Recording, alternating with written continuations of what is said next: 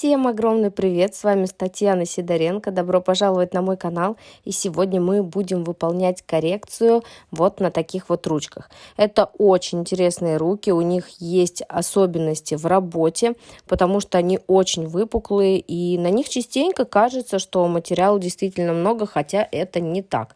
Начнем, естественно, как всегда, со снятия. Будем делать ремонт и выполним сегодня с вами выкладной френч. Очень давно девочки в инстаграме меня просили сделать мастер-класс именно по выкладному френчу, и сегодня я вам его, конечно же, покажу. Снизу у нас имеется вот такая вот грязь, но сразу скажу, что это не грязь, это у нас текстильный край, и поэтому у меня достаточно много клиентов занимается пошивом, например, каких-то изделий, и очень часто ткани настолько красятся, что это даже не отмывается никакими ни щетками, ни средствами. В общем, это, наверное, минусы профессии, а минусы, как говорится, есть у всех. Я, кстати, почитала ваши комментарии под предыдущим видео про зрение, и действительно у многих оно со временем падает. Поэтому я, пожалуй-ка, запишусь и проверю. Обязательно вам расскажу, что же мне скажут. Ну а мы уже сняли покрытие. Кстати, сейчас вы можете видеть, как оно тоненько было там положено. Было сделано укрепление гелем без поверхностного опила до этого и просто однотонный маникюр. После того, как мы сняли все старое покрытие, мы подготавливаем ногти, но не опиливаем форму. Подготавливаем ногти мы к выкладке искусственного материала. Ноготочки у нас немного клюют. На видео, к сожалению, вот пыталась это показать. То есть, если приложить пилку к центральной оси, то видно, что ноготь смотрит вниз. Особенно явно это видно на указательном пальчике. Но я уже, в принципе, знаю у всех, у кого у моих клиентов клюют ногти, у кого нет и какие даже клюют. Здесь у нас очень активно растущая кутикула, но она сегодня нам с вами даже поможет, потому что мы будем делать срез обязательно после. Никогда не делайте срез до того, как вы собираетесь выкладывать, особенно выкладной френч и вообще, в принципе, любой материал с опилом. Если особенно вы новичок, потому что когда вы будете работать пилкой, очень велика вероятность того, что вы заденете кутикулу. Я зачистила птериги еще на этапе, когда я приподнимала кутикулу. На все материалы, товары, инструменты я ссылочки оставлю, как всегда, в описании под видео. И после того, как я приподняла кутикулу, зачистила птериги, я прорабатываю все пламенем. Сначала на форварде, потом переключаюсь на реверс. И вот тут хочу вам рассказать одну очень важную вещь. Как же важно выгладить эпонихи, то есть обратную сторону кутикулы, которую мы обычно не видим. После среза, если вы все выгладите, у вас будет ровный, красивый кантик и будет задний латеральный валик очень красиво смотреться. Если же вы этого не сделаете, то потом будет работа нечистая. Наносим бескислотный праймер. Здесь у нас, кстати, на этих руках часто все держится хорошо, практически любой материал. И наносим базу. Базу наносим от Космопрофи втаптывающими движениями. Опять-таки же помним, да, что ноготочки у нас, видите, какие широкие, выпуклые. И они именно подчеркивают всегда объем материала. Если я работаю с другими ноготками, я никогда не наношу кистью из флакона. Это что касается, естественно, укрепления твердыми материалами. Я просто мазюкаю кисточкой и начинаю хорошенечко втирать. В принципе, эта подложка служит нам просто адгезией для того, чтобы искусственный материал бескислотный у нас хорошо сцепился с нашей ногтевой пластиной. Первый раз работаю акрилатиками от Космопрофи, очень понравились. Они плотненькие, то есть можно отлично выложить было ногтевое ложе с удлинением. И также они мелкозернистые, то есть после опила, после перекрытия топом, это вы уже увидите дальше, вы не видите никаких таких крупинок, никакого песочка. Выкладываю я ложе всегда в 2 приема, так скажем. Сначала я выкладываю линию улыбки. И потом уже вторым слоем я выкладываю апекс, то есть выкладываю дополнительный объем в стрессовой зоне.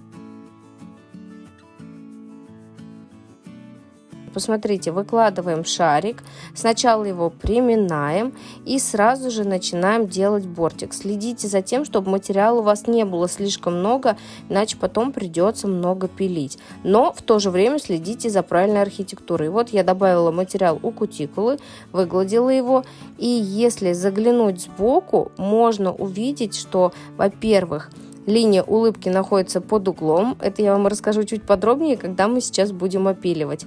Это очень важно. Когда вы заводите пилочку, вы ее располагаете под 45 градусов. То есть не прямо, а чуть-чуть туда, заходя за линию улыбки. Это позволит вам после опила получить ровный, красивый бортик. То есть обязательно немножко пилку наклоняйте туда вовнутрь. И тогда у вас линия улыбки получится четкой, и она не будет расплываться, если вы будете убирать толщину. Хорошенечко обезжириваем, приступаем к самому интересному. Берем черный гель-лак от Космопрофи. И у меня, я знаю, будут вопросы, у меня 1,5 кисть колонок от Рублев. То есть кисть с натуральным ворсом. Вы можете взять, в принципе, любую, но вот эта кисточка справляется быстрее всего. Прокрашиваю я линию улыбки, также высоту самого бортика и закрашиваю усы. А вот дальше не стараюсь закрасить весь ноготок, то есть весь наш импровизированный неровный френч, потому что мы будем выполнять базой такую небольшую растяжечку, чтобы у нас весь материал точно 100% просох. После полимеризации берем хлопья юки и начинаем их вбивать. Вбиваем достаточно большое количество, чтобы они смотрелись у нас как втирка. В принципе, я добилась того эффекта, которого я хотела. Хлопья легли действительно ровно, и у них есть очень красивый перелив. Сейчас вы можете это наблюдать. И самое главное, возьмите самую-самую страшную кисточку, которую вот вам вообще не жалко. Посмотрите, как блестит френч. Вообще, если честно, я предлагала даже клиенту оставить квадрат, но она была непреклонной. В общем-то, будем опиливать потом овал.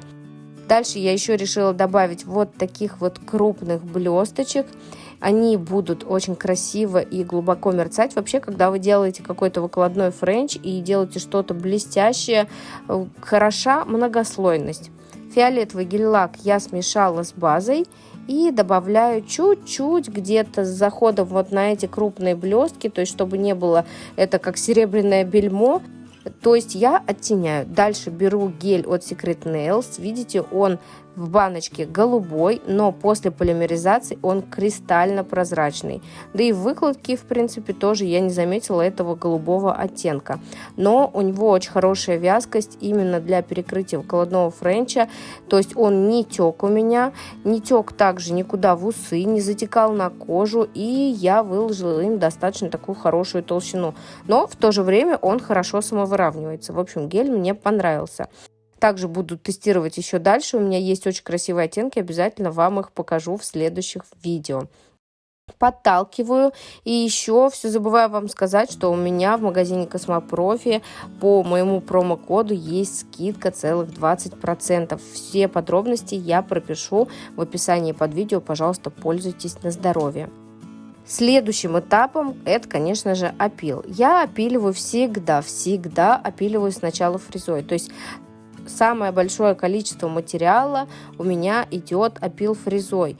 Это позволяет выполнить опил в кратчайшие сроки, то есть сделать это очень быстро. Самое главное приноровиться, то есть привыкнуть и почувствовать ваш аппарат. Я, если из квадрата делаю миндаль, я даже форму сразу же, то есть вот эти уголки, я выпиливаю все фрезой. Что мне остается сделать пилкой? Все уже, наверное, знают, как я не люблю пилить пилкой, поэтому здесь мне остается только сделать форму. Дальше пилочку завести под ноготочек, сделать, чтобы у меня ничего не провисало. И уже сравнять материал у кутикулы и немножко сделать более ровный сам ноготок. Обязательно бафлю такие ногти, потому что иногда, если вы не забафите от пилки, так как мы пилим абразивом на 180, могут остаться такие полосы. Лучше все-таки забафить, так будет вернее. И делаем срез. Вот именно на этом этапе, когда мы уже все с вами перестали пилить, когда мы уже все грязные пыльные работы у нас выполнены, и я точно знаю, что пилкой я не задену кутикулу, не пораню клиента, что у него не будет никакого дискомфорта, я уже срезаю кутикулу. Ну и самый мой любимый момент, это, конечно же, перекрытие выкладного френча топом. Смотрите, какая красота. Сделали достаточно такое немаленькое удлинение ногтевого ложа, так как от природы ногти очень короткие, и если вы не помните, можете перемотать и посмотреть не нарощенный ноготь, то есть тот, который у нас был сломан на другой руке.